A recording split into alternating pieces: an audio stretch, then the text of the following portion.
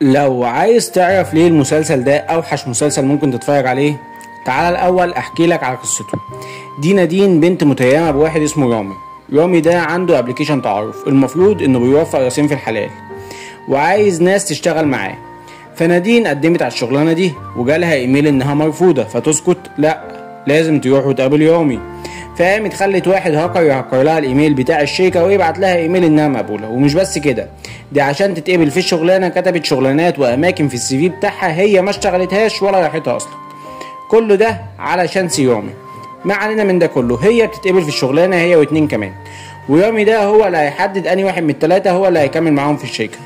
وده هيتحدد بناء على ايه؟ على ان رامي هيقعد يحكي لهم على قصتين اتعرفوا على بعض من خلال الابلكيشن ده، والمفروض التلاتة يتوقعوا مين اللي هيكمل ومين اللي مش هيكمل. ورامي وهو بيحكي على اول قصة، نادين كانت متخيلة نفسها هي ورامي في قصة الحب دي، وهي قصة حب بين واحدة شغالة محامية وشاطية وبين واحد مهندس وعنده شركة وناجح، وتعرفوا على بعض من خلال الابلكيشن ده. بس للأسف المهندس ما كانش فاضل المحامية، وده أدى إلا إن المحامية سابته. بس كده وبتخلص على كده أول حلقتين. بس في بداية ونهاية كل حلقة المخرج عايز يحط حتة سسبنس كده، فبيجيب شاهين اللي هو شريك رامي في الشغل بيضرب واحد غلبان كان شغال معاهم وعرف عنهم حاجة وحشة فعايزين يخلصوا منه، وللأسف متنفذة بشكل وحش جدا. ما علينا بقى من قصة المسلسل اللي مش فاهم ايه اللي شد إسعاد يونس انها تطلع في المسلسل ده. تعال نمسك أول حاجة التمثيل وحش جدا، حرفيا تمثيل اوفر قوي، خصوصا الممثل السوري ده اللي فعلا بيمثل انه بيمثل، لا منه عارف يتكلم سوري ولا منه عارف يتكلم مصري. وباقي الكاست برضه بصراحة تمثيلهم يقف، حتى الكوميديا في المسلسل دمها تقيل قوي.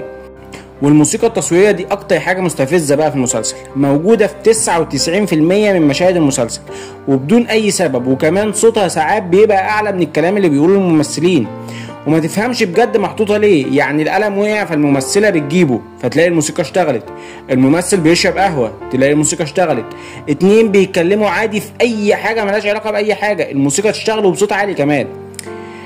كمان السيناريو والحوار بتاع المسلسل وحش جدا، واحداث المسلسل بطيئة جدا وتحس بملل مش طبيعي وانت قاعد بتتفرج. بس بصراحة احقاقا للحق اجمل حاجة في المسلسل الديكورات. بس هل طبيعي ان شركة لسه ناشئة عايزة تقف على رجليها تبقى دي الديكورات بتاعتها؟ لا، وكمان كل الموظفين معاهم لابات ابد. ايه يا عم البذخ ده كله؟ ده لو شركة انترناشونال مش تبقى بالجمال والحلاوة دي.